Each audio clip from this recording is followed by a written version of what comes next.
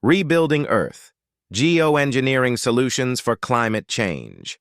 Visual, Earth from Space. Slow zoom in, dramatic orchestral background. Humanity once built empires, cities and dreams that touched the stars. But in that journey, we also built destruction.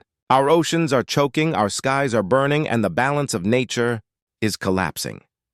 Every year, we pump over 40 billion tons of carbon dioxide into the air, turning our atmosphere into a ticking time bomb.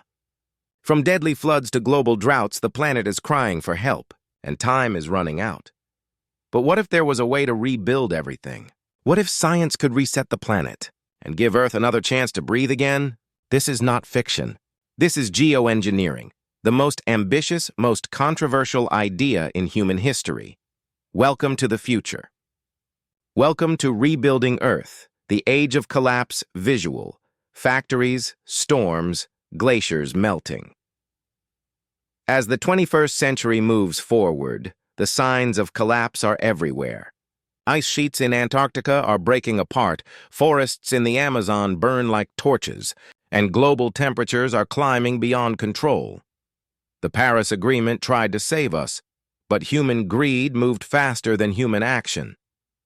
We wanted comfort, not sacrifice, and now the planet demands payment. Yet in the middle of this chaos, a new generation of scientists, engineers, and AI researchers have started to think differently.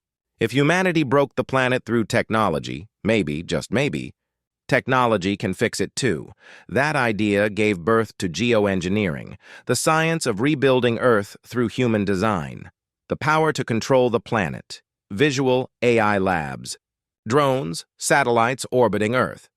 Geoengineering means taking direct control of Earth's climate systems. Instead of waiting for nature to heal, we engineer the healing ourselves. There are two main paths. First, controlling the sunlight that reaches our planet. Second, removing the carbon that poisons our atmosphere. Together, these ideas could reshape the future of Earth if they don't destroy it first. The first path. Blocking the sun. Visual volcano eruption. Aerial drones spraying aerosols. In 1991, when Mount Pinatubo erupted in the Philippines, it released millions of tons of sulfur dioxide into the sky. The result? Global temperatures dropped by 0.5 degrees Celsius in just a few months. That natural event gave scientists an idea. What if we could artificially do the same thing? The concept is called stratospheric aerosol injection, where high-altitude aircraft or balloons release reflective particles into the upper atmosphere. These particles bounce sunlight back into space, cooling the planet like a giant mirror. It's powerful, but dangerous. It could disrupt rainfall, ruin crops, and even damage the ozone layer. Still, several countries, including the US, UK, and China are secretly experimenting with early-stage SRM, solar radiation management projects. And in the future, this could evolve into something far bigger. A global AI-controlled network of satellites and drones, managing the planet's sunlight like a thermostat. Imagine an AI voice saying, "Reduce sunlight over South Asia by 2%. And within hours, the skies respond. Welcome to the age of climate control. The second path, cleaning the air, virtual futuristic carbon capture plants, glowing filters, underground storage chambers. The other side of geoengineering focuses not on the sun, but on the air we breathe. This is carbon dioxide removal, or CDR, the process of sucking carbon out of the atmosphere and locking it away permanently underground. One of the most advanced technologies is direct air capture, where giant machines act like mechanical lungs for the planet. They pull in dirty air, filter out CO2, and inject it deep beneath the Earth's crust.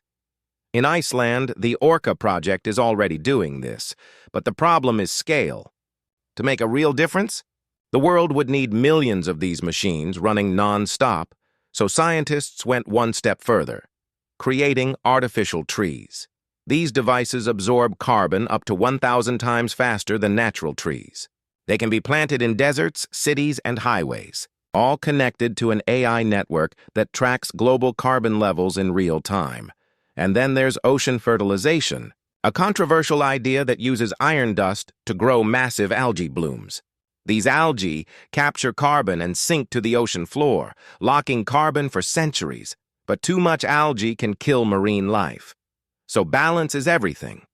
Geoengineering gives us power, but power demands control. The rise of the climate AI visual, satellites scanning Earth, AI maps glowing with data streams.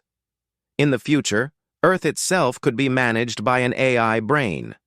A planetary system of satellites, drones, and smart sensors that constantly monitor temperature, ocean acidity, and carbon flow.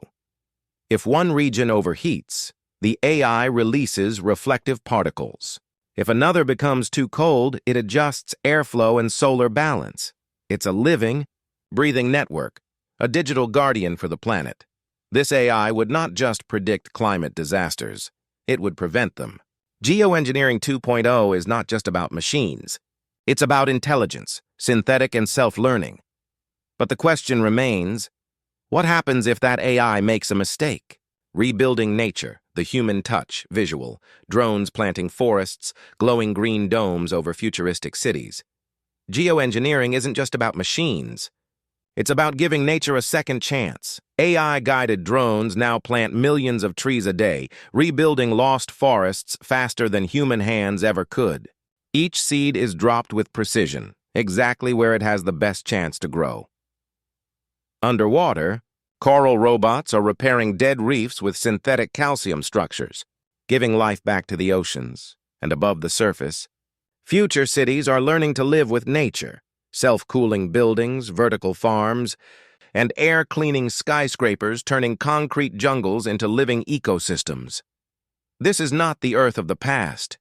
It's rebuilt Earth, where technology and nature work together instead of fighting each other. The dark side, playing God, visual storms, riots and satellites losing control, but every dream comes with a shadow. Geoengineering gives humanity godlike power, the power to decide the temperature of the world. What happens if one nation cools its land, and another suffers drought because of it? Could this trigger climate wars, battles not for oil or water, but for sunlight and rain? And what if the AI controlling Earth's climate malfunctions?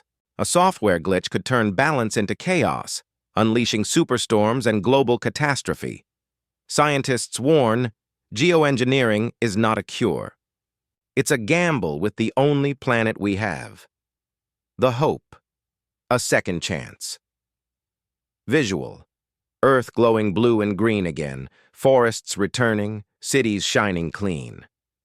Still, hope refuses to die. In labs around the world, scientists, engineers, and dreamers are working for a better future. A future where Earth can heal itself with the help of human innovation. Geoengineering is not about domination. It's about redemption. It's about restoring balance, rebuilding trust with nature, and giving future generations a planet worth living on. Maybe we can't undo our mistakes, but we can choose to rebuild. Smarter, cleaner, better.